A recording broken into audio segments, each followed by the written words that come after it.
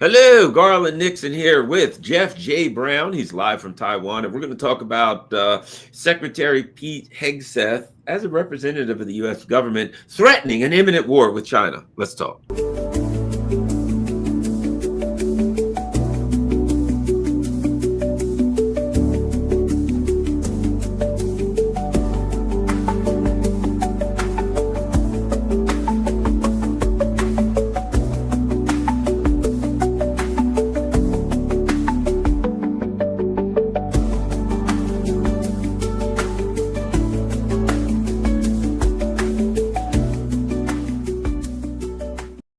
Hello, Garland Nixon here, and just let me see if I can find it. Here's an article.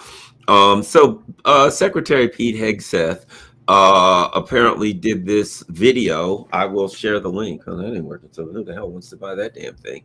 If I can possibly get this off. Oh, there we go. Okay, Pentagon chief warns of imminent China threat. Ask Asian allies to become Ukraine 2.0. That's what that means. Here's what the thing about it is. They're like, okay, all right. We want you to be completely destroyed in a war against China. But most importantly, we want you to pay us for the privilege. You got to love that. We want you to buy lots of stuff from us. Oh, really? What are we going to do with that stuff? Are you going to be destroyed in a war with China? But thanks for the money. I mean, it really unbelievable to watch. Look, in Defense Forum debut, Hegseth calls for Asian allies to step up. Well, that ain't all, he said. Speech could cause consternation amongst allies. Consternation when you say we want a war between nuclear powers and you bastards are going to be the ones on the front line dying. I can imagine consternation is one word that comes to mind. I could think of others. Anyway, Jeff J. Brown. He's with the China Rising Radio Sinoland, amongst many other things. Jeff, before we get started, tell people where they can find you online and what you're involved in. Well, it's just Radio Sinoland, RADIO, Sinoland.com, and then Seek Truth from Facts Foundation, or SeekTruthFromFacts.org is my foundation that I'm the founder of. And that covers it. The Seek Truth from Facts Foundation has the China Writers Group, and which is on Substack, and so it's not hard. It's not hard to find me. So. Yeah, I watched his speech.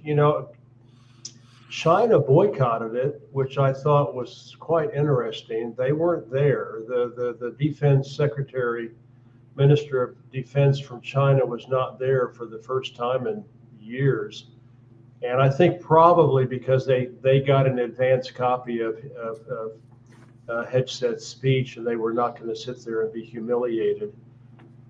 In front of their colleagues. They did have representation. They sent some staff and students from the Singapore military university, but it was quite interesting.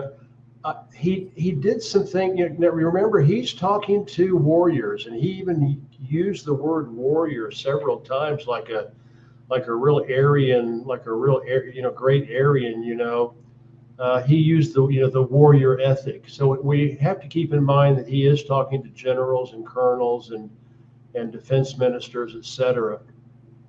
I have to give him credit. He always combined communist and China together. He rarely said China by itself. It was always communist China.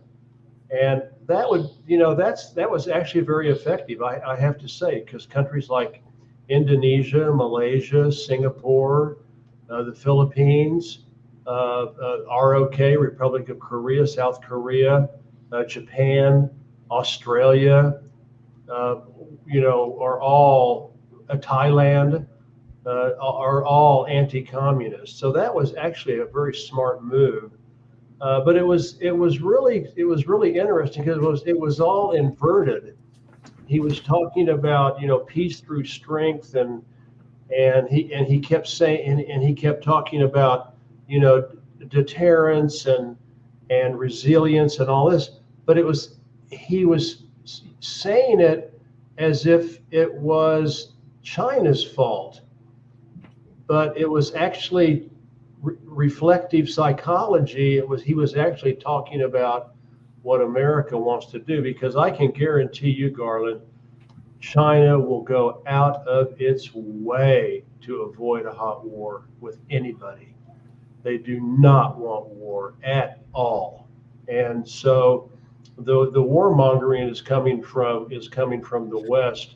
And it's not just the United States. I mean, France and Germany and Holland and Italy and Australia and New Zealand, have all sent ships, through the South China Sea to confront China.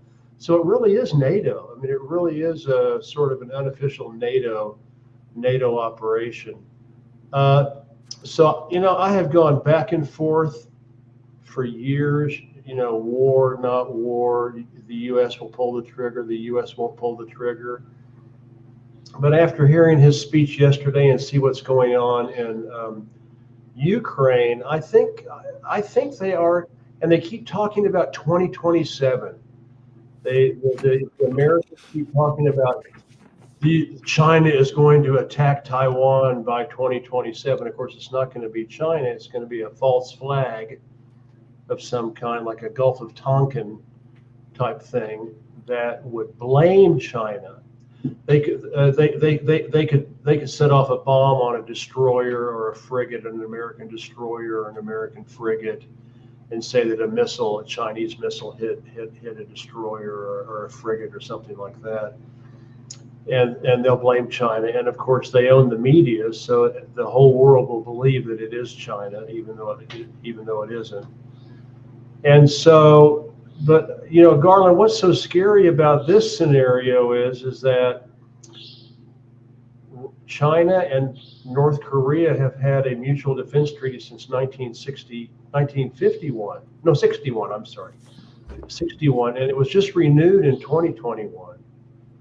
And now Russia has a defense treaty with North Korea. And of course, the North Koreans went and kicked Ukrainian, Bahuki in the Kursk in southwestern Russia. China and Russia do not have a mutual defense treaty, so it's an open triangle. But if there's any hot conflict involving Taiwan, even if America tries to officially say we're not involved, this is just like they're doing with Ukraine, even though there's hundreds, if not thousands, of NATO troops in Ukraine. And there's already 500 American Green Berets in Taiwan, and they want 1,000. They want to up it to 1,000, just like Vietnam, exactly the same as Vietnam back before Kennedy got elected. And so they'll try, but how they can pull this off and not keep DPRK, the Republic of the North Korea, out of this, I don't know how they can do it.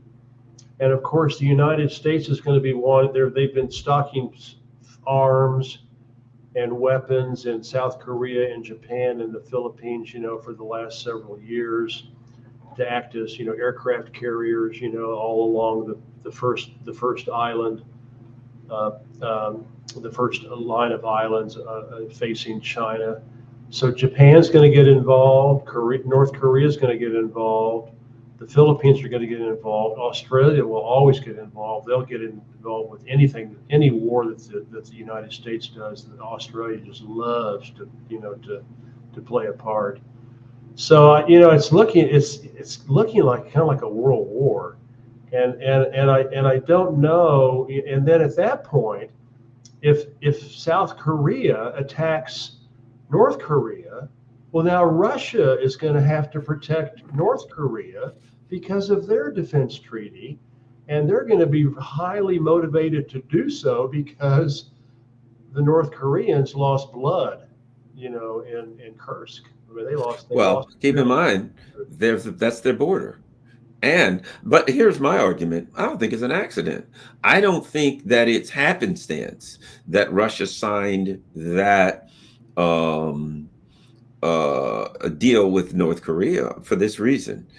I think Russia didn't want to sign one with China because that creates, the Warsaw Pact versus NATO Part 2. And they really didn't want, to show to that because they knew this is what the West wants. Oh, look at this big block. Now we have to build up, right? So they didn't want to do that.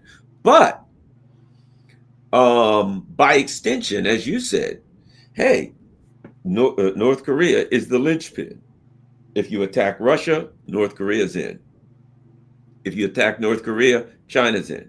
If you attack China, North Korea's in. If you attack North Korea, Russia's in. So it's now the linchpin that says, if you go after Russia, or you go after China, or you go after North Korea, you got to fight all three. And of course, Russia seems to be arming North Korea to the absolute teeth as a deterrent, which is very, very wise, right? So they're creating a very powerful deterrent. So the U.S.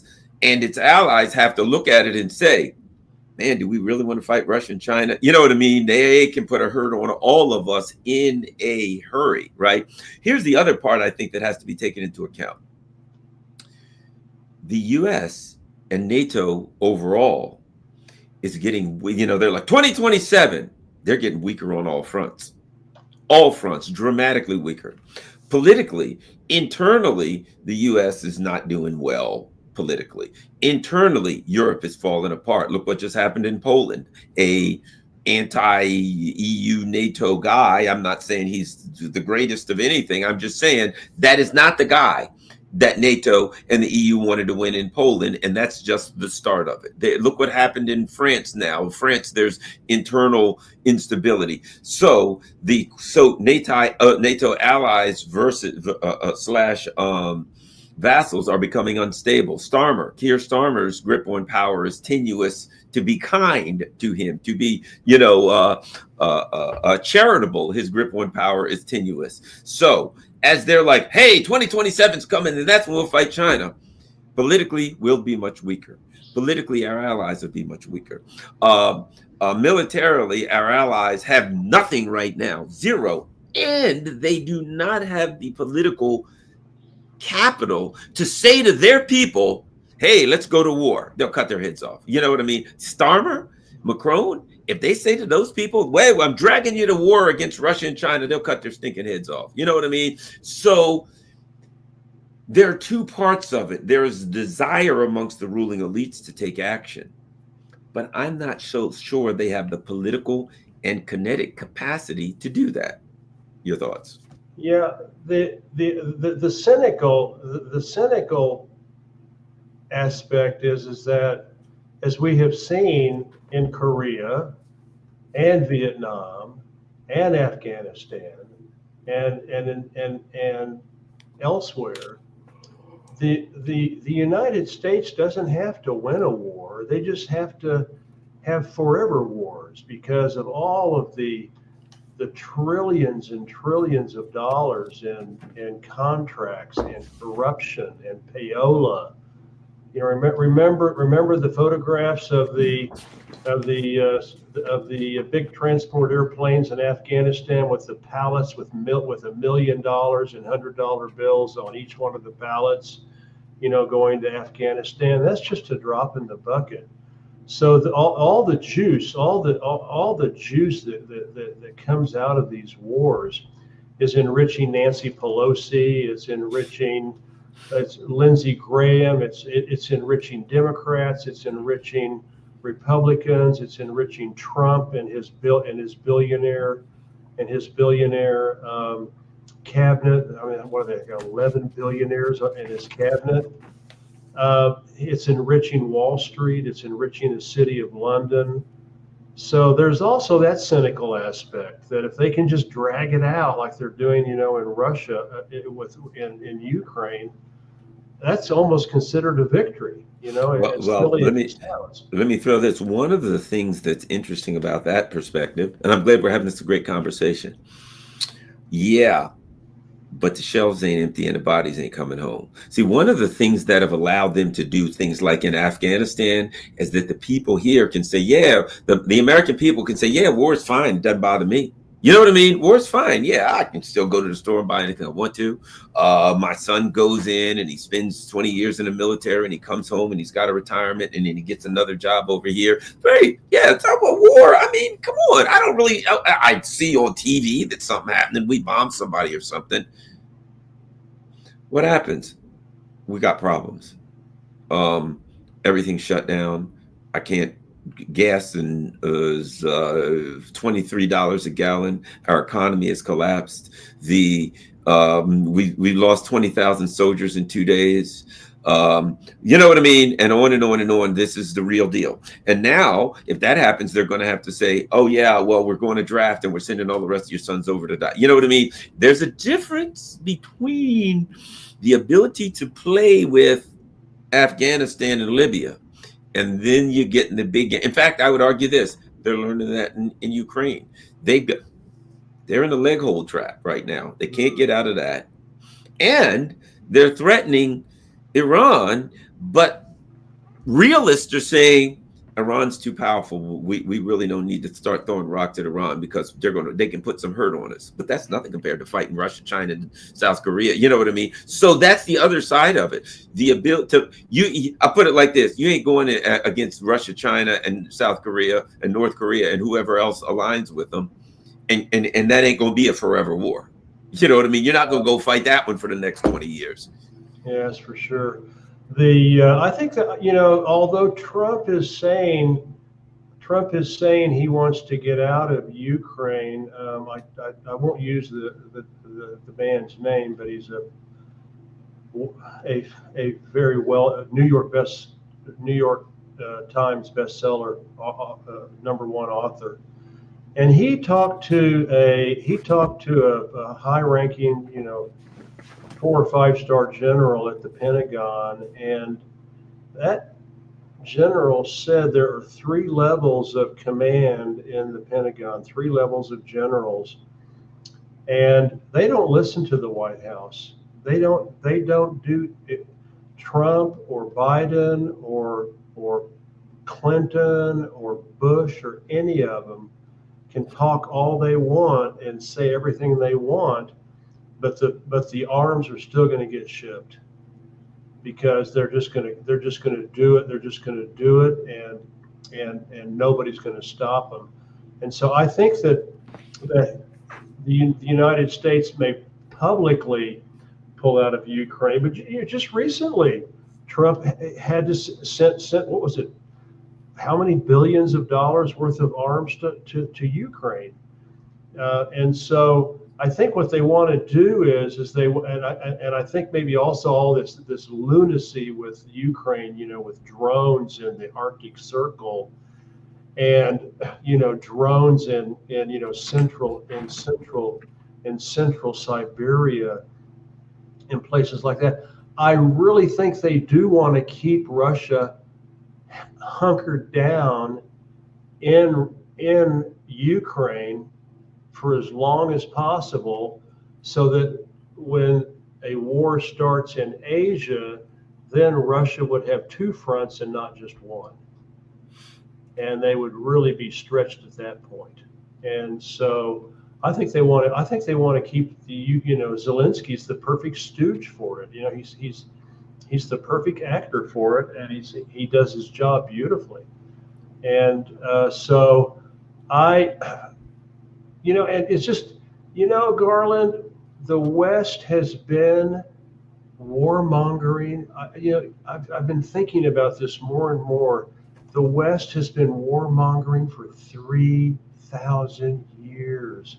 We are the most warmongering civilization in the history of humanity, especially compared to China, the Asian countries. Yeah, the Aztecs and the Incas, had some fights, and there were battles and fights in Africa, and North American Indians, would play war games and things like that. But nobody compares to the West. I mean, Europe has been at non-stop war for 2,000 years, and it's what we do. It is what we do. And I think it's largely driven by usury. The idea, war needs money. You got to borrow money to buy the guns and the equipment and the uniforms and the food and everything else, and usury drives it, and then the usurers play both sides. They're loaned into both sides. They're not patriotic. I think a lot of it's driven by usury, and it goes back to the ancient Greeks. It goes back to the ancient Greeks. So I really think that they will somehow trigger a war as insane as we know it is. I think there is a reasonable chance that by 2027, because they always announce it, they'll do a Gulf of Tonkin. They'll do something like that. They'll blame China, and they will start. It may start off slowly, but as you said, with China, China's not going to screw around. I mean, if it's a perceived hot war, they're going to go Mao Zedong on them, and that's what Mao did to MacArthur, in Korea, what Mao did to the Indians in 1962. They do the Colin Powell technique, it's just overwhelming force, like he did in Iraq. So it's self-defense and martial arts. You know what I mean? You avoid a conflict, but if you have to involve a conflict, you give your enemy everything you got. You try to take him out immediately, as quickly as possible, and you start throwing punches, and you don't stop throwing punches and kicks until that person can't do anything to. So that is cultural. I think there's two things here, and that is because look. Let me see if I can remember from my old days of teaching. In order for a crime to happen, you had to have three things. Let me see if I can remember them. It is, you have to have the desire to commit the crime. You have to have the ability to commit the crime, and you have to have the opportunity. Wow, I remember. I used to teach this stuff, right? Desire, ability, opportunity in order for a crime. And if you can, interject, if you can stop any of those three things, well, the desire you can't, but the ability and the opportunity possibly, right? If I can't get my hands on a weapon, I can't rob you with a weapon. You know what I mean? Or the opportunity. Hey, as my defense instructor used to always say, they can't hit you if you ain't there, right? So if you see trouble, first thing you can do is get the hell out, right? You have to block a punch if you're in another county. But the ability, right now, I think the U.S. has really trapped itself. I think the U.S. is trapped in Ukraine. I think it's also trapped in the Middle East. I think it's kind of trapped in this lock with Iran, where it's threatening Iran. But if it punches Iran, it's going to take a bloody nose and eyes and teeth knocked out and everything else. So it's trapped. It's trapping itself. I think they do want this or that, whatever. They want a war with China. They want a military confrontation with China because they're lunatic, warmongering, knuckle-dragging monsters. But I don't think you can underestimate the jams that they have gotten themselves in Ukraine and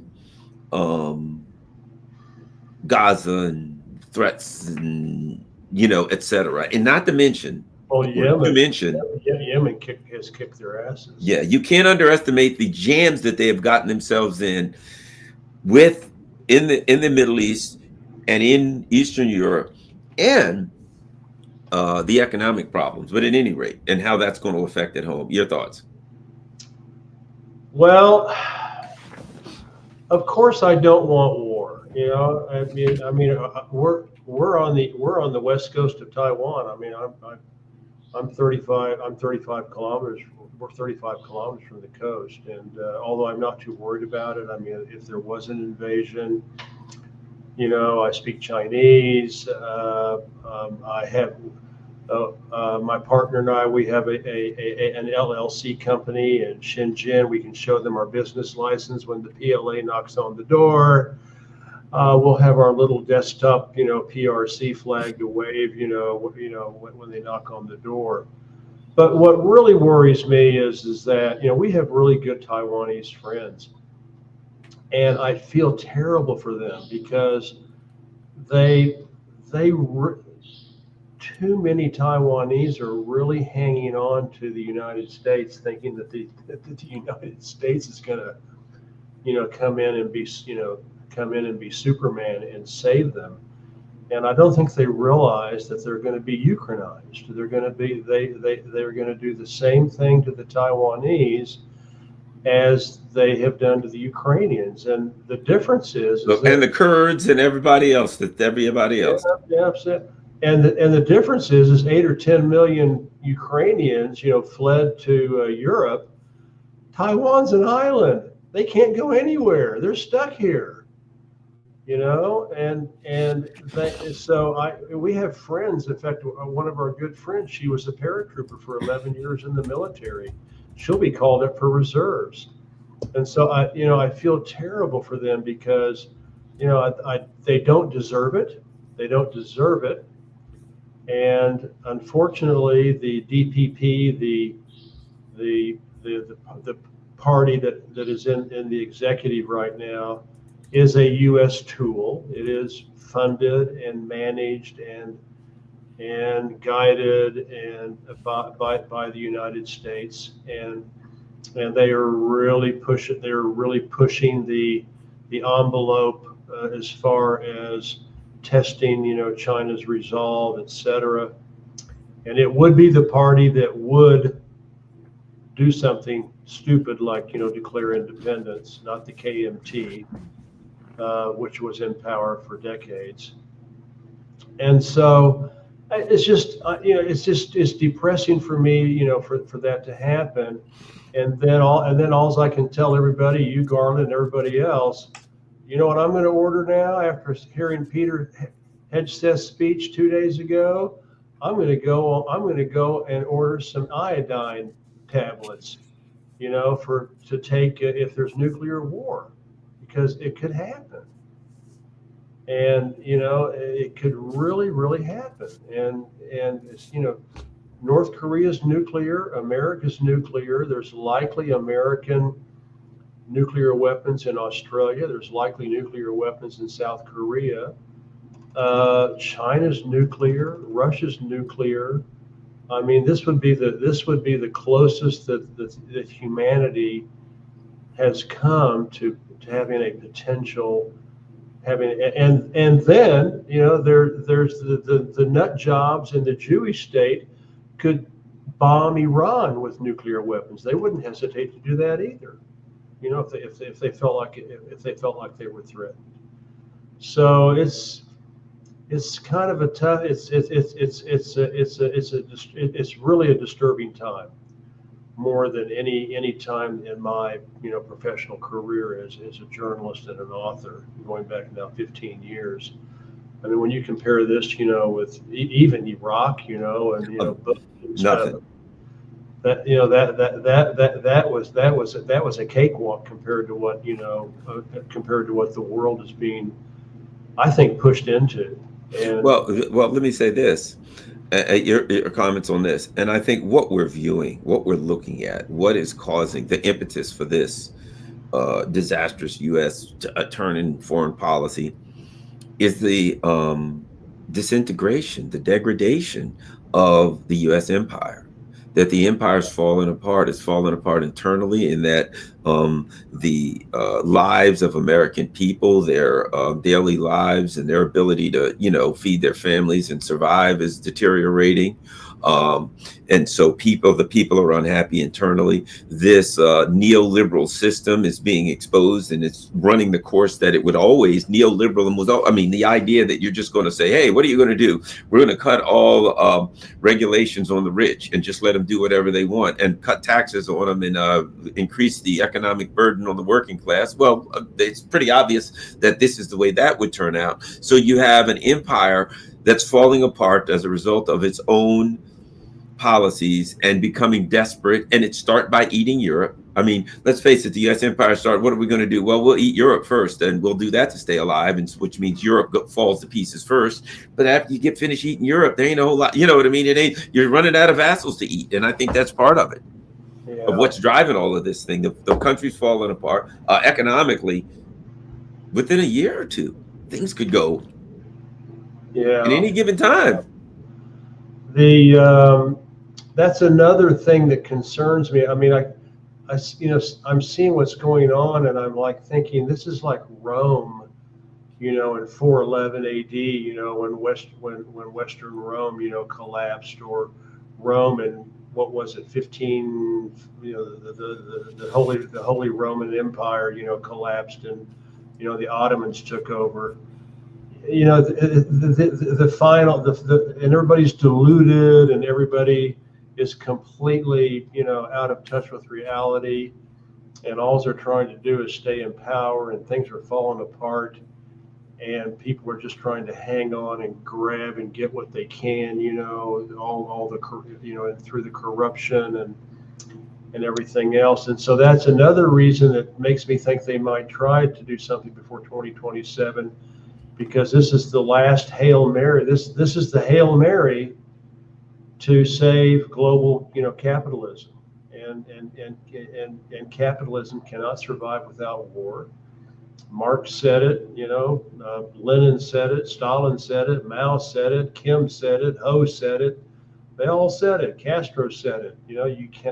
Capitalism cannot survive without war, and I think, and of course, capitalism is nothing more than feudalism with electricity and steam. That's all it is. And so I'm just worried that mentality that you're talking about, things are getting so bad, and it's not, and Garland, it's not just the United States. I'm binational. I have a French passport too. I'm French and American. France is being gutted. England's being gutted. They're canceling social programs left and right. They're flooding Europe with millions and millions of immigrants from Africa and the Middle East, and it's being done intentionally to weaken society and put a burden on the socialist safety net, saying, well, we've got all these immigrants now, we have to cut all these programs out, because we can't afford it anymore. And so I just feel like that maybe this is sort of the end of times. Let me ask you this. Go ahead. I'm like this. I don't know. I've had a feeling, I got a feeling we're going to make it through, but who knows? Well, the truth of this is none of us are going to make it, but so far. So the question is, will it be somebody to make it afterwards? I feel like yes, but I'm a person who has that kind of a positive attitude. But here's the question that I think is important and salient in the context of this conversation, quite salient. The U.S. is up against something right now, in that they're, as they say on the street, selling wolf tickets to Iran. I think they got themselves in a jam, because they're saying to Iran, you better do what we want, you better do everything that we want, or else we'll attack you. And Iran's saying, nah, we ain't doing that. No, right? No. The answer is no. And the U.S. is, well, we're going to make even more stringent demands, and you better do them all, or it's going to go bad. We're going to attack you. And Iran saying, well, if you're going to attack me, you're going to attack me. I mean, ain't nothing I can do about that, but it ain't going to be good for you. We're just saying the answer is no. Okay. Meanwhile, those of us who understand reality say, well, Iran's pretty strong. You attack Iran, number one, they're closing the Straits of Hormuz, and all this business in America about, yeah, there's a war over there, but we don't have to struggle with it or deal with it. You're going to have to deal with it. Your economy's going to go. I mean, things aren't good for our economy now. This will mean collapse. If we attack Iran, they're going to close the Straits of Hormuz, and our economy is going to collapse. It's good. Most of the Western economy will collapse.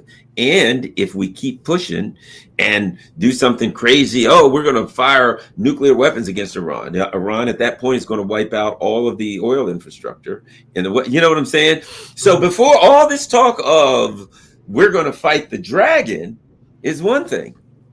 You can't fight the dragon if you get eaten by the tiger first. You know what I mean? As soon as I get finished with this tiger, then I'm going to fight the dragon. Oh, by the way, I'm skirmishing with the bear too. So even to get to China, I think the United States has itself backed into some pretty nasty corners with some decisions that have to be made where it ain't going to be in a position to fight anybody. You know what I'm saying? Go ahead. Well, we Westerners and especially Americans are famous for their hubris and their arrogance and their sense of superiority. And believe me, having lived in Asia now for 17 years, it's very racist, race based. It's very Sinophobia, Slavophobia against Russians, yellow people, Slavic people, slant-eyed people. It's really grounded in racism, and we saw it in the Korean War, we saw it in the Vietnam War, and what they did in Laos and Cambodia. It's just heinous what they did. So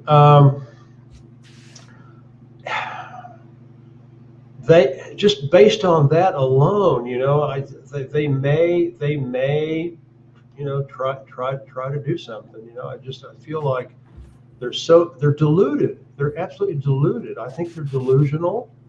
I think they believe their own stories. I can just imagine the last emperor or two of Rome going through the same mental process. Yes, but we are Rome. We are great. We can do it. We can fight them. We can beat them. We can win. Look at us. And I think that just out of just complete hubris and arrogance and racism, that they may try to do it. And so you think they'll attack Iran? Well, to be honest with you, I don't think the United States will attack Iran, but I think, as my friend Quan Le says, the United States of Israel. I think the United States of Israel is the one. Trump will let Israel, go after. Well, now, recently, Israel made an unsuccessful attempt to attack Iran. They sent up to 100 planes. They couldn't get within 100 miles of Iran, 100 kilometers of Iran's border because they were all painted with radar. They fired some missiles and got the hell out of there, and the missiles were almost all shot down. So, again, the capacity, the ability to commit the crime. Right now, Iran has a very significant integrated air defense system and electronic warfare system, which has been significantly strengthened by Russia over the course of since at least minimum the last year. So that's the other thing. Yes, Israel. Okay, we're going to give it another shot, and they go there, and the last one didn't work that well. So again. Yeah, and we know Israel cannot attack Iran. I mean, it's so far away. They need the refueling capacities. They need the space-based targeting and all that. So any attack on Iran is attack on the U.S. and Iran. Iranians know that. But so you think the Israelis will make a second attempt? And that doesn't work out so well for them the last time. They made an attempt. They don't they have surface to surface missiles? They do, but because considerably fewer and less effective than Iran. And again, they fired a lot of air to surface missiles against Iran last time, and they shot them all down. There's also that story that Pepe Escobar swore by. It hasn't been a year, that after the tit for tat, when they killed the guy who was visiting. It wasn't Soleimani. It was another guy later. Yeah. They killed him in Iran. It was an Iraqi, and so Iran launched a light slap on Israel, and supposedly Pepe talked to three different people, and he swears by this story. These were all intelligence people, people. And he said that Israel launched a sent out an F-35 with electromagnetic weapons on it, and the goal was to get over Tehran. Of course, that, like you said, they'd have to refuel, but they would get over Tehran, do the electromagnetic, pulsion, and wipe out all of their mobile phones and all of their electronic communication. And the story is that as soon as that F-35 got out of Jordanian airspace, the Russians shot it down. I've heard that. I remember the story, and I also heard people say it wasn't good. So we don't know. But we do know that the Iranians have significant air defense capabilities, and it's not going to be any walk in the park for anybody to attack them, and significant. So that's that's the thing about it. It's a big decision, because the U.S. could say we're going to attack Iran and get the daylights knocked out of them. And now they say, now what do they do now? We attacked Iran, and Iran flattens your bases, sinks some ships, shoots down your airplane, shoots down most of your missiles. Oh boy, we attacked Iran and it wasn't as effective as we thought it would be. And now what do? Just go home? Or do you say, well, then we're going to double down, and now you're in a war with Iran and you can't beat Yemen? Yeah. Do you really want? You've already set the stage that if you go after Iran, you're probably in that region. They're a regional power. You're probably not even going to win it. I don't believe. I'll say one other thing. I don't believe Trump will. Personally, I don't believe Trump will pull the trigger on it. I may be wrong. That's my opinion. I don't think he'll pull the trigger on Iran. I don't think so. I think he would delegate that to Israel.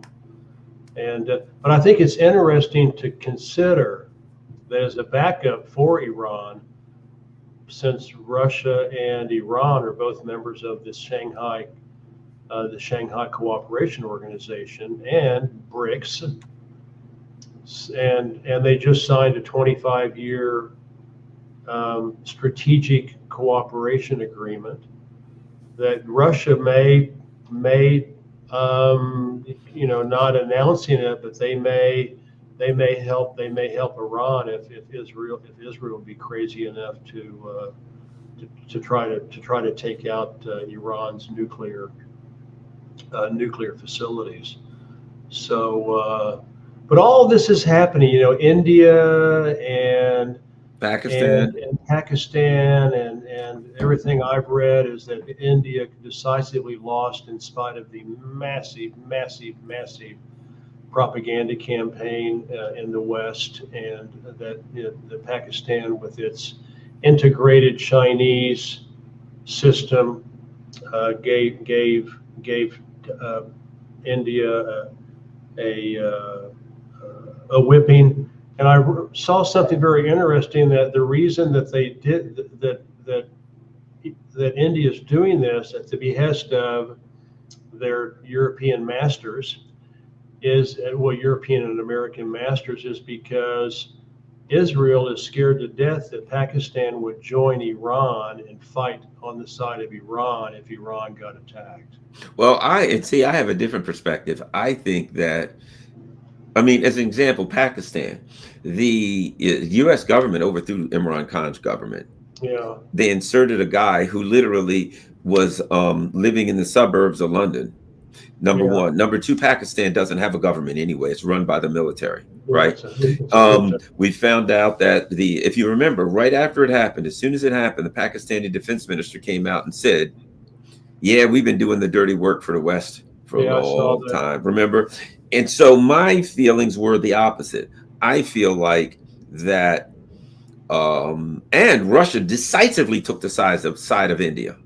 Well, they have to. Decisively. They've sold them arms for 50 years. And amongst other things. Let's face it, India's buying no shortage of Russian fuel, repackaging it, stamping made in India on it, and sending it all to the West. So bottom line, so my point is, I think India Pakistan has a history of being a British U.S. vassal, and the Brits and the U.S. overthrew the government and installed the current government. I think, although here's the problem, the Indians, had those Rafale jets and some of that Western crap that just don't work.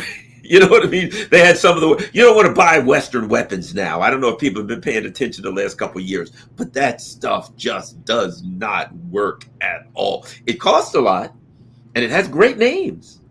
But they always Patriot, Thought. They got all these powerful sounding names, but that stuff doesn't work. Well, in all fairness to Rafale, and the difference between it is Pakistan's was completely integrated. Everything, all the communication, the artificial intelligence, all of the electronics, all of the communication between the missiles and the jets and the ground forces and everything were all completely integrated with the same set of Chinese, arms. Whereas Iran, India, they bought Russian and they bought French and they bought American, and it's completely, it's like a bowl of spaghetti, and so they're not connected. It's like when I used to DJ, one guy would say, I knew a lot of people that did this, and I did it. If you're going to buy a system, if it's PV, get PV amps, PV speakers, PV this, PV that. If you're going to get, QSC, get all QSC. It all sounds better if it's all the same system, right? Yeah. Again, the perfect example, Iran. Now, a lot of Iran stuff is knockoff Russia in any way. And then they got a lot of Russian stuff, and they got a lot of knockoff Russian stuff. But Russia came in, and they're building an integrated air defense with electronic warfare, satellites, all of the above. So again, what makes Iran so difficult? It's the exact same thing you're saying about Pakistan, and that is a net-centric integrated air defense, which that is really hard to get through. You know what I mean? To get through, because it sees when you launch from wherever, and you launch from wherever, they know you're coming, and that net-centric air defense has at the earliest possible point. So it's going to be difficult. Let me ask you this. One of the things that I thought about from your perspective, and that is, and this is coming up, in order for the U.S. to make missiles and bombs and even cars and stuff, they need certain rare earth magnets they get from China in large capacity. They need certain things from China. And when Trump did the tariff stuff, China said, okay, we won't sell you that stuff, right? Okay, now the U.S. is saying, okay, we're going to block Huawei chips and things like that.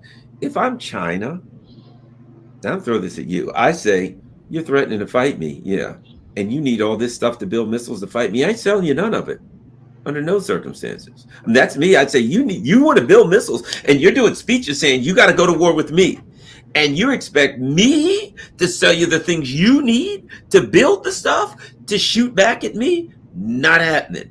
Your thoughts on that and how China is dealing with that? It is true. I mean, China does control the vast majority of rare earth minerals. Not only the crude minerals, but China totally dominates global processing, because you get the rock out of the ground, but it has to go through a quite complicated system to get the refined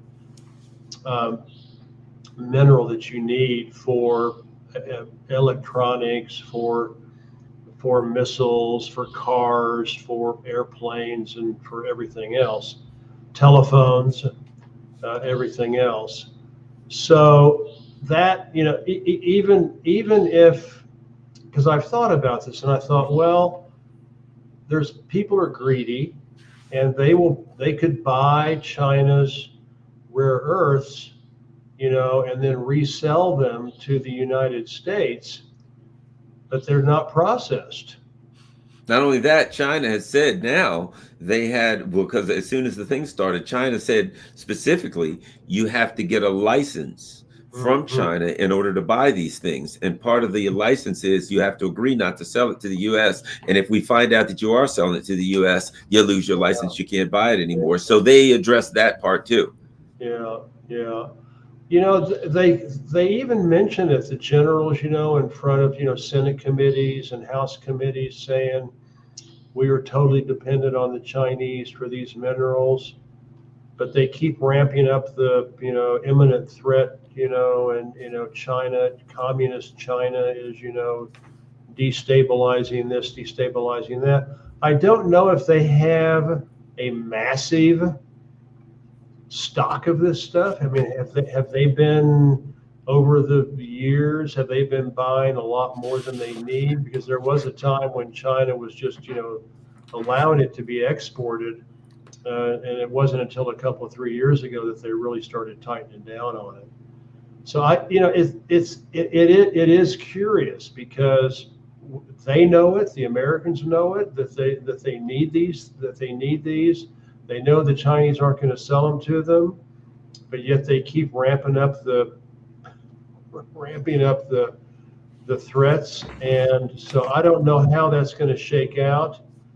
Are there some allies that have some of these processes already in place? I don't know. Did maybe Canada or Europe? I have no idea. I think China is either 95 or 90 to 95% of the world's processing for these.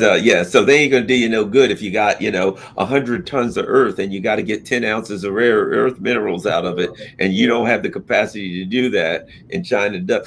And what we've seen in Russia too is industrial warfare, and that is you got to be able to continually produce stuff. If you're going to go to war, you got to have an industry that can support it. And again, the U.S. doesn't even have the industry to support it, and we're like 7,000 miles from home. Let's just say that wouldn't last long. Yeah, and Russia's also shown that to be true too, with the way they have been able to ramp up the manufacturing of missiles and artillery shells and jets and everything else. That's one of the advantages of countries like Russia and DPRK and Vietnam and China and Iran is that when the vast majority of the defense industry is state-owned, you can really focus, the industry on what you want. Whereas when you've got McDonnell Douglas and you've got Raytheon and you've got Boeing and all of these other crooks, I mean, just absolute thieves, fighting each other, for contracts. It makes it much more difficult to ramp up production. So you are actually in Taiwan. Leslie, I'll ask you. It wasn't reported here much, but I saw that there was some issues going on in Taiwan, some protests going on here a month or so back, or a few weeks back. Can you tell us what that was about? What was going on? Well, they are completely. The media here is no different than the United States or Europe or any place else. It is totally controlled by the government, just like BBC and New York Times. We don't see those protests on the TV here, or they give you the impression that it is insignificant. So the only place you can actually see them is on social media, like TikTok and YouTube, etc. And they are, we live in a little town of 85,000 people up at 530 meters above sea level, right at the foothills of the 4,000 meter mountain range right behind us. And so our town, there's nothing. We do have a town. The town that the PLA would attack is Taiwan, which is 35 kilometers away from us down on the coast. And it has 3 million people. I have not heard of any protests there. Where all the protests are taking place is in Taipei, the capital, because that's where the executive is. That's where all the government people are, etc. And I have seen film footage on TikTok and YouTube of some pretty big protests, because the government just came out with in fact, I even wrote an article about it. They just came out with a new bill that they want with the DPP, the Democratic Progressive Party, basically the American Puppet Party. came out with a new, was it 18 points or 19 points or something, a 19-point plan to basically return Taiwan to military law, to martial law, which they were under martial law from 1949 until 1984, I think, and or 85. It was a fascist dictatorship. Fascist dictatorship, and they want to like return to that, purging people, going after mainland sympathizers, et cetera, et cetera, et cetera. And so that's why I do not discuss any politics with Taiwanese at all, because I, believe that Taiwan is an integral part of mainland China, and I don't want to get kicked out of off the island for expressing my views. So they are trying to do this, trying to push Taiwan into another martial law type situation, and and so there are protests, and they're pretty big. I saw one that was probably close to 100,000 people. Wow!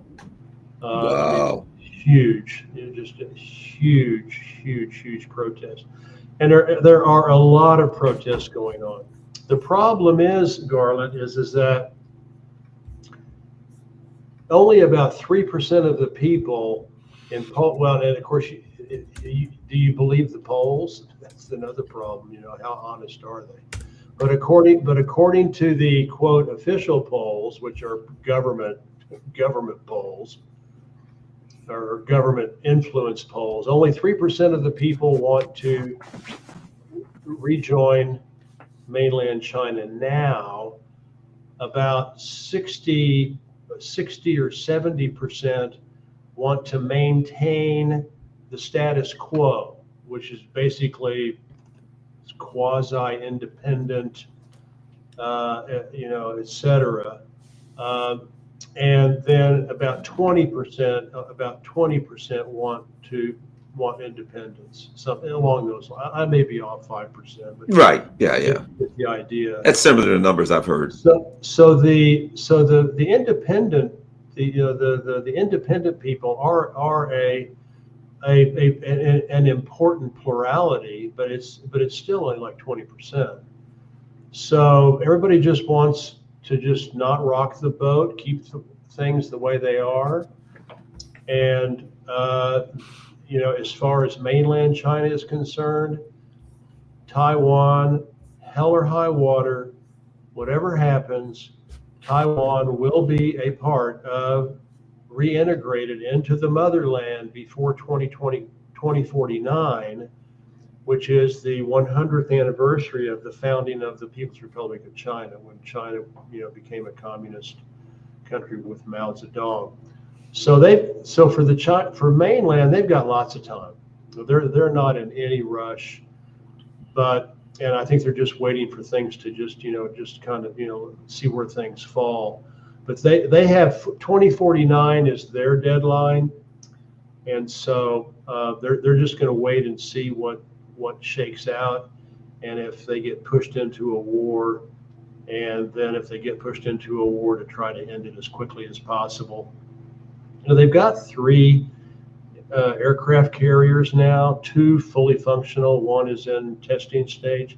They can now land a stealth fighter on their aircraft carriers. The United States can't do that. Well, here's the other thing too. A recent article came out about U.S. military capacity, and one of the things they said is due to maintenance and age and all the other things, the U.S. can only really field about 4 aircraft carriers. If there was so the U.S. doesn't have the 11. We've got 11, but they can really only field about 4 in the theater at any given time. So it's just like you see so many of these other Western countries whose military is deteriorating. They've given up so much, they've used so much, everything's so deteriorated that they can't really put up what they want. That's why I think the U.S.'s whole plan is, we'll get the Philippines and Australia and South Korea. You know what I mean? It's another Ukraine. In a way, I almost feel like the U.S. doesn't even want to get involved in a war. They want their proxies to go to war with China, and they want to sit back and direct them like Ukraine and say, go on off, you suckers, and die. I feel like that's really the plan that they would like to do, is you guys go out there and do the dying and disrupt China. And that way, China's business partners will be blown to shreds, seriously damaged. China will be seriously damaged, and we won't take a hit. And then afterwards, it'll be like the end of World War II. You know, Russia and the Europeans, they go ahead and fight it all out, and afterwards they're all flat, black, and crispy and blown up. China and Asia, hey, guess what? We're the only ones left standing. It almost seems like that's the plan. We only got about 2 minutes, but your thoughts? Well, the one last thing that I will say is that one of the reasons I think that the United States is talking tough, since I am a co-founder and the curator of the Bioweapon Truth Commission, is I think it's very possible that Fort Detrick, near where you live, if you're in Maryland, according to the ribbon down below, the chyron down below, that they may have developed a coronavirus with a genetic marker for Hans, to kill Hans, and that's a real possibility, and that may be why they're talking tough. It wouldn't surprise me. And if I was the Chinese and I had the Chinese, the Institute of Virology and all of the stuff that Chinese have, I would suspect the same thing, and I would be setting myself up to be able to defend myself against them, which I'm sure the Chinese aren't stupid, and they are anyway. But for the U.S. to go into biowarfare again, because I don't know if you saw my stuff, I'm convinced that, and I would say I don't know if you ever saw my video I did on my Substack about that, but to me the evidence is overwhelming that the coronavirus started from Fort Detrick. Oh, of course. Overwhelming to me. It's glaringly obvious to me that it did. That's my position, that the whole COVID started from Fort Detrick. Whether or not, people can argue whether it was intentional or not, but there's strong evidence. It was intentional. Well, I'm saying people can argue about that. Whether, that's okay, fine. You can believe it was, you can believe it wasn't. But if you look at the evidence of whether it came from Fort Detrick, it becomes overwhelming. At any rate, thanks a lot. We need to get together and talk about that sometime too. But absolutely, thank you for having me on, Garland. All right, man. Certainly appreciate it, and we'll show and looking forward to promoting your work. And let me know Rumble or YouTube or whatever, and then I will promote it. I'll also get a transcript of it and get that published also. Thanks a lot, man. All right. Talk to you soon. I will give you a Buddhist bow. Thank you. All right. As a man who studies Zen, I'm down with that. All right, everybody. Don't forget, share this on all your social media platforms. Follow me on Rumble and Rockfin, all that kind of stuff. Got my P.O. box. You can email stuff to my P.O. box if you can afford it. Whether it's Patreon or buy me a coffee or whatever, it'd be great if you can donate. But even if you can't donate, that's fine. The important thing is share this on all your social media platforms. We're out. Thank you.